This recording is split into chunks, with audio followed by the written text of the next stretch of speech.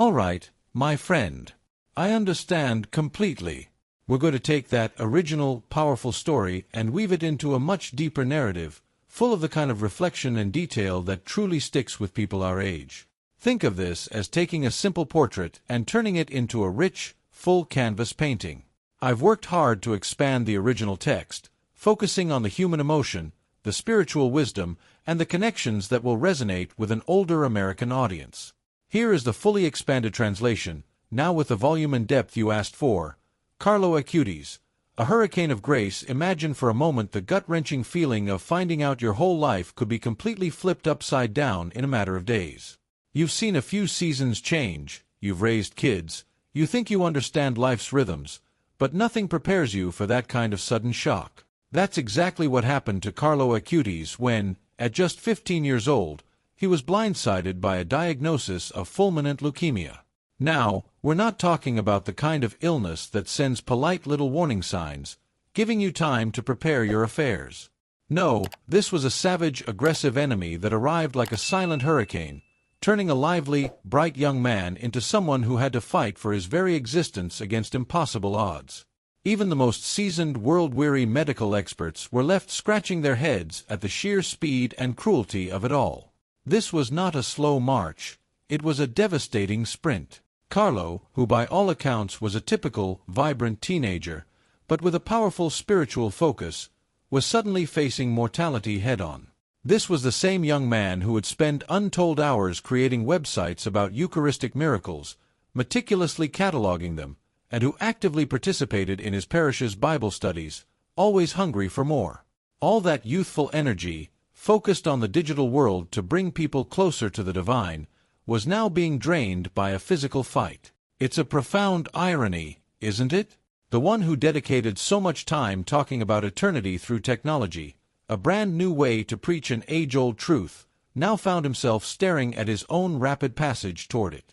The parents, understandably shattered, listened as the doctors explained the cold, clinical protocols, the treatment possibilities, the grim statistics. But standing right there, right in the middle of all that sterile despair, was Carlo, demonstrating a serenity that didn't just surprise everyone, it stopped them in their tracks. It was more than composure, it was a peaceful knowing. It was as if this young man, barely old enough to drive, had grasped a piece of the spiritual puzzle that the adults around him, with all their accumulated years and experiences, still hadn't managed to fully capture. He was operating on a different frequency. What truly impressed us all wasn't simply Carlo's raw courage in the face of such a terrifying diagnosis, but his truly extraordinary, almost unbelievable capacity to transform his intense physical suffering into an offering. Think about the small complaints that make up our daily lives: a bad back, a nagging ache, a simple headache, and how easily we grouse about them. Yet here was this young fellow, enduring profound, unrelenting pain, and consciously offering every jolt of it for the good of the Church, for the Pope, and for the eternal well-being of every soul. Just let that sink in for a moment. A 15-year-old kid, at the apex of his youth and vitality, deliberately choosing to convert his personal agony into a powerful, focused act of intercessory prayer. Carlo didn't just grit his teeth and bear the suffering. He embraced it as a sacred, divine mission, seeing it as the ultimate fulfillment of his purpose within Christianity. Even when his body was weak and failing, during the services he could still attend, he didn't just participate passively. He radiated a faith, a palpable spiritual energy, that reached out and deeply touched other young Christians in the room. His devotion to the gospel didn't just hold steady, it actually intensified during his illness, as if every spike of pain became a step closer to the heart of Jesus Christ. The sincere, profound testimonies of faith that flowed from his lips during the grueling treatment cycles were so unexpectedly deep that hardened nurses and doctors, the people who see it all, would actually pause their activities, compelled to listen. It was absolutely impossible to stand in his presence, in that mundane hospital setting, and not feel the definite, quiet conviction that something truly supernatural was unfolding right there. A prophetic maturity and spiritual anchor. Perhaps the most profoundly mysterious aspect of Carlo's entire ordeal was the sheer spiritual maturity he exhibited, a wisdom that seemed to bypass his chronological age. It was a consciousness, almost a prophetic knowing, about his own destiny. He seemed to possess an inner certainty, deep in his soul, that his time here on earth would be brief, yes, but also immensely, eternally meaningful. During his daily prayers, a routine he maintained religiously, no matter how much the hospital environment disrupted things, he spoke with an incredible matter-of-fact naturalness about soon meeting the Virgin Mary. His parents, caught between the admiration for their son's almost unbelievable spirituality and the natural, crushing despair of losing someone so beloved, must have felt like they were living a paradox. Carlo literally transformed his drab hospital room into a small church. His Bible was always close by, a rosary was often intertwined between his hands, and he frequently requested material to continue working on his vital digital evangelization projects. Even when the pain was at its most unbearable, he somehow found the inner fortitude to praise God and, astonishingly, to offer words of comfort and encouragement to the other patients struggling nearby. For Carlo, his religion was never just a theory learned in Sunday school or a family tradition to be kept up. It was a vivid, breathing, palpable experience that shone brightest precisely in his darkest, most challenging moments.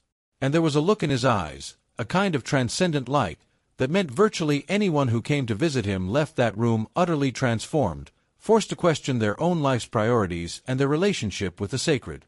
The sheer manner in which Carlo Acutis faced his pain flew in the face of our basic human comprehension of suffering. Think about that scenario: a confined hospital bed, your young body being relentlessly attacked by a cruel and implacable disease, yet you maintain a level of serenity that even the most seasoned professional oncologists find baffling. Carlo was never once observed complaining, never whimpering in self-pity, and never questioning, "Why me, God?" An attitude that stood in stark, almost jarring contrast to the reality of the vast majority of patients enduring similar situations. His faith wasn't some abstract, fragile concept he'd been taught. It was a rock-solid anchor that held him fast, even when the most violent waves of illness threatened to capsize his very being. During the most critical phases of his treatment, when other Christian young men his age would likely be consumed by resentment or utter despair, Carlo maintained a demeanor that truly bordered on the supernatural. He effectively turned his hospital bed into a personal, private chapel, always with his Bible open and his rosary nestled between his fingers, demonstrating that his spirituality did not, and would not, rely on favorable circumstances. The nurses often spoke in hushed, awed tones among themselves about this unique patient, who somehow radiated genuine peace even in the throes of his worst agony.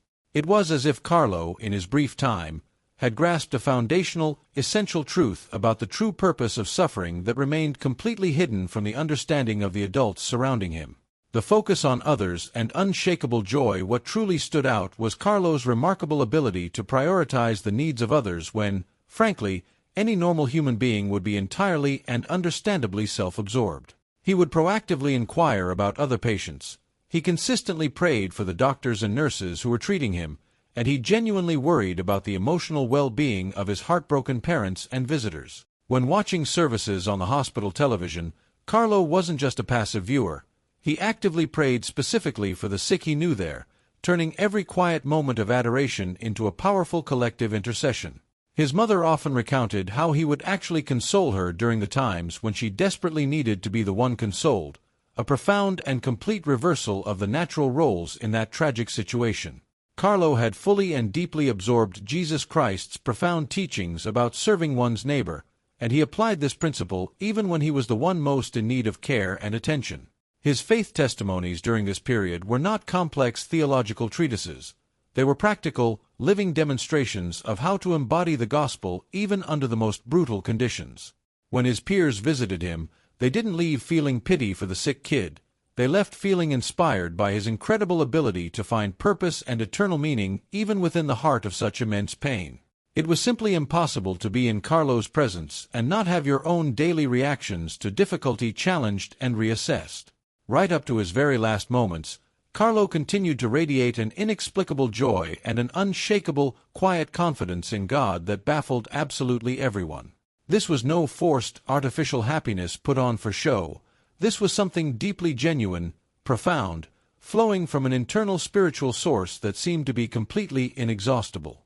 During his chemotherapy sessions, while other patients might be moaning and groaning from the side effects, Carlo was frequently found smiling or quietly murmuring prayers of profound gratitude. His personal devotion remained absolutely intact.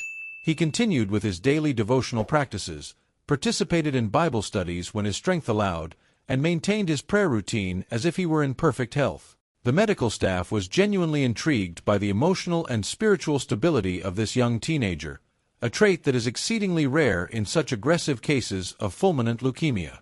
Carlo had transformed the demanding hospital environment into an extension of his spiritual life, proving once and for all that holiness truly does not depend on favorable external circumstances. His praise did not wane as the pain intensified. On the contrary, it seemed to grow more fervent, as if every moment of suffering was a precious, unique opportunity to draw even closer to the sacred. It was as if Carlo, in his youth, had somehow discovered a secret that most people spend a lifetime trying to uncover. That true, lasting joy springs from an internal fountain that no external circumstances, no matter how dire, can ever touch or diminish. And this profound discovery was about to manifest in even more extraordinary ways following his passing. The miracles begin. Life after death following Carlo's death, something truly extraordinary began to unfold, a cascade of events that absolutely defied any purely scientific or coincidental explanation. The initial reports arrived quietly, almost whispers. A desperate mother who had completely lost hope regarding her son's terminal cancer made the simple decision to ask for the intercession of the young man who had recently passed. What happened next not only left doctors completely perplexed, but served to fortify the faith of thousands of people around the globe. The little boy, who had been completely given up on by specialists, experienced a full and complete recovery that directly contradicted every single known medical protocol. We're not talking about a slight improvement or a temporary remission. This was a total, documented cure, thoroughly investigated, and it became the Church's first officially recognized miracle attributed to Carlo. Other similar, incredible cases began to surface quickly. Couples who had struggled for years against infertility and, after praying for Carlo's intervention, managed to conceive in a completely unexpected way. The deep, genuine spirituality that Carlo had so carefully cultivated during his life seemed to be operating with an even greater, more powerful force after his passage into eternity. Even the most skeptical, hard-nosed doctors who had personally monitored these cases could not find any conventional, natural explanations for such dramatic and meticulously documented recoveries. The evidence was simply overwhelming. Carlo's mother, Antonia, began to share a series of vivid dreams and striking signs that left her simultaneously comforted and deeply impressed by the profound spiritual reality that was clearly unfolding before her eyes. These were not the typical, fuzzy dreams born of a grieving mother's imagination. These were experiences so vivid, so detailed, and so consistent that she couldn't possibly dismiss them as mere projections of her subconscious. In one of the most memorable dreams, Carlo appeared radiant, explaining complex details about his current heavenly mission and providing clear guidance on how his family should proceed with the crucial work of digital evangelization that he had so passionately started. Antonia soon began to observe a relentless series of extraordinary coincidences, complete strangers approaching her to share how they had been deeply touched by her son's story, young Christians whose lives were completely turned around after learning about Carlo's powerful testimony, and an ever-increasing flood of reports detailing graces received through his intercession. For the family, their religion was no longer just a familiar, comforting belief. It became a concrete, transformative, daily experience. The dreams were more than just personal consolation. They contained practical, tangible guidance on how to effectively disseminate the message of faith that Carlo had left as his precious legacy. It was as if he continued to actively guide the family in their evangelizing mission, now simply from a heavenly perspective.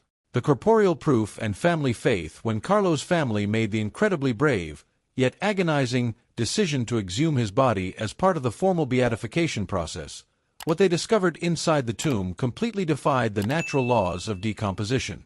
Carlo's body was found in an intact state, intatto, as the Italians reverently describe it, a profoundly rare and almost unheard-of condition that has occurred with only a handful of saints throughout church history.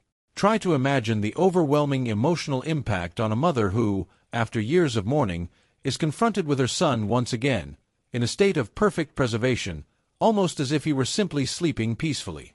Antonia Salzano, his mother, recounted that moment as nothing less than a divine confirmation, a powerful sign that Carlo's holiness wasn't just a hopeful family perception, but a recognized reality attested to by heaven itself. Medical science was simply unable to offer any explanation for how a body buried for years could remain without any significant signs of deterioration, especially considering Carlo had received no special embalming treatment. The family's faith had always been steadfast, but seeing her son in that preserved condition fundamentally transformed her understanding of the eternal spiritual reality.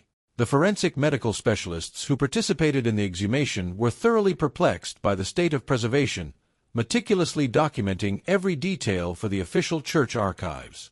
It was a tangible, undeniable moment, as if God himself was offering a physical, concrete proof of the extraordinary holiness of this young man who had dedicated his brief life entirely to the gospel and to a deep spirituality. The crushing experience of losing a child so suddenly and tragically could have completely shattered the faith of any normal family, but Antonia, instead, found a source of deep inspiration and wisdom in the book of Job. She began to view Carlo's premature passing not as a senseless tragedy, but as a mysterious, necessary sacrifice that was part of a grander, divine plan for the urgent evangelization of contemporary young Christians. During the regular Bible study she attended, Antonia shared with others how reading Job had helped her to humbly accept that sometimes God allows very special people to endure great suffering to fulfill purposes that our limited, earthly minds cannot fully grasp. Her daily prayer life fundamentally transformed. Instead of desperately asking, "Why my son?" she began to thank God for having been chosen as the mother of someone so incredibly special. For her, religion transcended mere family tradition to become her unwavering emotional and spiritual anchor. Carlo had, through his living example and his shocking death, taught his family that true faith manifests most powerfully precisely in the moments of greatest difficulty. The Christianity they now lived was deeper, more conscious, and far more transformative than anything they had ever experienced before. The digital apostle and the canonization from his earliest years, Carlo displayed personal traits that truly made the adults around him pause and pay attention. It was more than just typical childhood goodness. It was a conscious, deliberate generosity, a profound sensitivity to recognize when someone was hurting, and a remarkably natural capacity to offer immediate comfort that surprised even experienced religious counselors.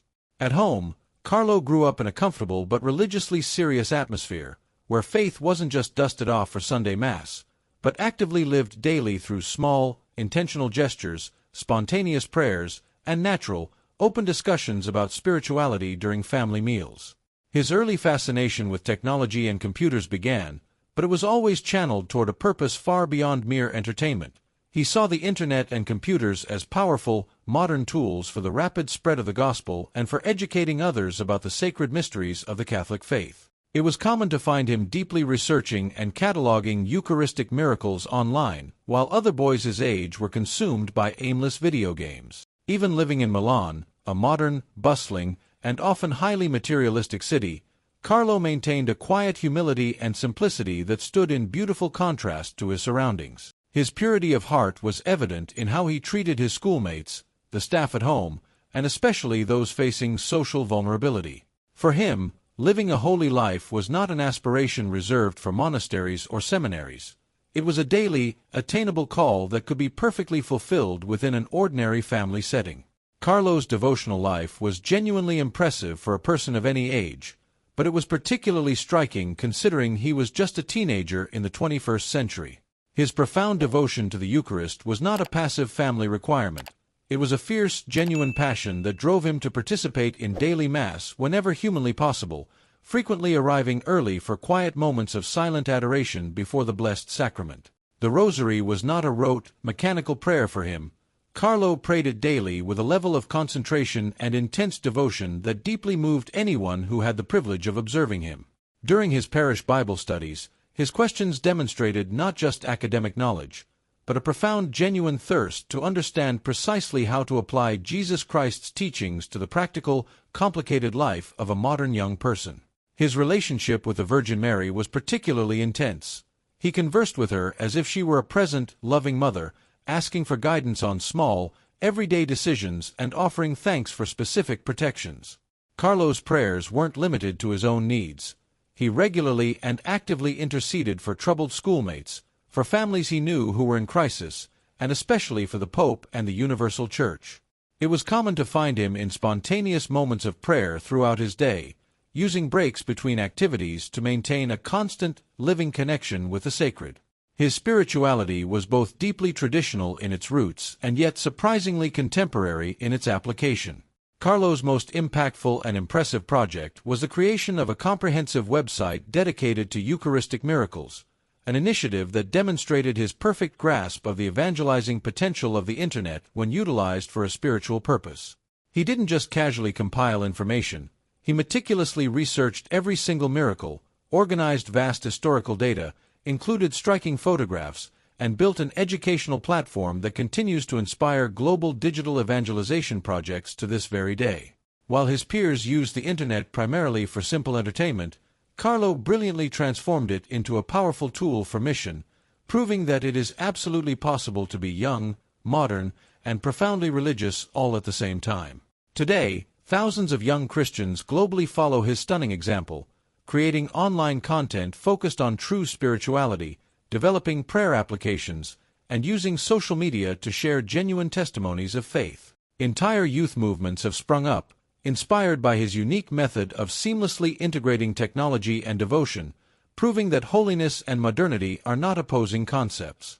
Carlo directly confronts the empty digital culture that consumes so many young people today, offering a powerful alternative model where technology actually serves to draw people closer to God rather than pushing them away from spirituality. His life forcefully challenges every young person to consider the real, lasting purpose behind the time they spend online, inspiring an entire generation to seek eternal meaning instead of mere temporal satisfaction. And that profound influence was only just beginning to unfold in its fullness. Canonization and a new model for the Church. October 10, 2020, is a date etched forever in the history of the Church as a profoundly unique and emotional moment, when Carlo Acutis was officially beatified in Assisi, the beloved city of Asti. Francis, in a ceremony that beautifully merged ancient, sacred tradition with the capabilities of modern technology. The selection of Assisi was anything but coincidental. It was the perfect, symbolic location to celebrate a young man who, much like Asti, Francis, had embraced a revolutionary simplicity and holiness for his time. Thousands upon thousands of the faithful, particularly young Christians who had traveled from dozens of different countries, gathered to personally witness this official recognition of the sanctity of someone who had died so very young, yet left behind such an immensely deep impact. Fittingly, the entire ceremony was streamed live over the Internet, the perfect tribute to the one who had masterfully used technology to evangelize and propagate Eucharistic devotion around the world. The first certified miracle that paved the way for the beatification involved the extraordinary, documented cure of a young Brazilian boy, Matthias Viana, who was born with a truly serious pancreatic malformation and was cured after his mother prayed for Carlo's powerful intercession. Doctors in Brazil were left totally perplexed by the child's complete, inexplicable recovery, a cure that completely contravened all established medical protocols. During the rigorous, painstaking investigation conducted by the Church, every single detail was analyzed with minute precision, ultimately confirming that there was no scientific explanation for that life-changing transformation. The deep faith of the Brazilian family and the undeniable power of Carlo's intercessory prayer became the concrete, physical evidence of his officially recognized sanctity. The subsequent process that led to Carlo's canonization in 2025 involved a second miracle that was even more compelling and awe-inspiring, demonstrating clearly that the intercession of that young saint continued to operate with extraordinary effectiveness even years after his beatification. This time, it concerned the documented cure of a woman with terminal cancer who, having exhausted every single medical option available, chose to undertake a novena asking for the intercession of the blessed Carlo, promising to fully dedicate the remainder of her life to evangelization if she were miraculously cured. The result that followed left renowned oncologists entirely speechless. The aggressive tumors simply disappeared completely, in a process of healing that was both thoroughly documented and monitored by a large international medical team. The scientific and spiritual investigation of this second miracle lasted for years, involving specialists from numerous different countries, all of whom ultimately arrived at the same, unassailable conclusion, there was no natural, physical explanation for that recovery. Throughout this extensive period, reports of smaller, yet meaningful graces received through Carlo's intercession continued to flood in from every corner of the world, further solidifying his powerful reputation for sanctity. The Vatican undertook a meticulous process of validation, analyzing not just the complex medical aspects of the miracles, but also the enduring life, the virtues, and the continuous, global evangelizing impact of the young blessed. Testimonies of profound conversions, life-altering changes, and comprehensive spiritual renewal directly linked to devotion to Carlo arrived daily from all continents. It was simply undeniable that this teenager continued to transform lives and draw countless people closer to God, long after his physical death. September 7, 2025, stands as a truly memorable date for all of Christendom, when Carlo Acutis was solemnly canonized by Pope Leo XIV in St. Peter's Square, before an absolutely breathtaking multitude that included thousands of young people from every country imaginable. The canonization ceremony was a magnificent spectacle of faith that skillfully blended ancient tradition with crucial contemporary elements, officially recognizing Carlo as the first millennial saint of the Catholic Church, a symbolic, powerful title representing an entire generation raised in the complex intersection of technology and spirituality. The sheer, massive presence of the faithful was so immense that Vatican authorities were forced to organize large video screens in various points across Rome to accommodate all the pilgrims who had traveled specifically to witness this historic moment.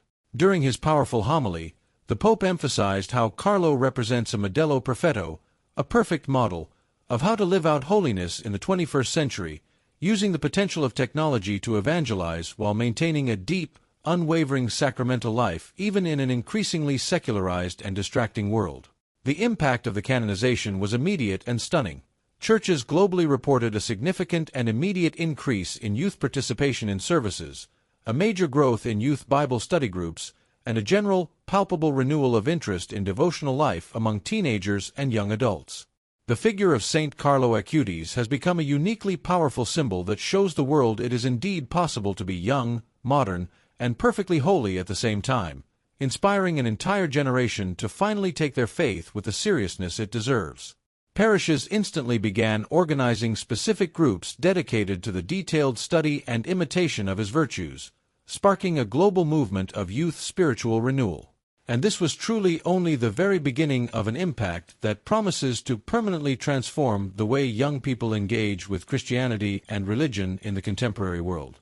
The eternal focus, original, not photocopy Carlo Acutis's foundational philosophy of life can be powerfully summarized in one essential phrase that he repeated constantly: the time we are given on earth must be lived with an absolute focus on eternity, not on the shallow appearances or the fleeting, temporary successes that so obsess the majority of people. For him, every single decision, every daily action, and every passing moment had to be rigorously evaluated through the lens of a single, fundamental question: does this bring me closer to or further away from God? This was a radical, profound approach that stood in complete contrast to the casual, consumerist, and superficial mentality that dominates the lives of so many contemporary young Christians. Carlo had grasped a profound, timeless truth that many older adults take decades, if not a lifetime, to finally discover.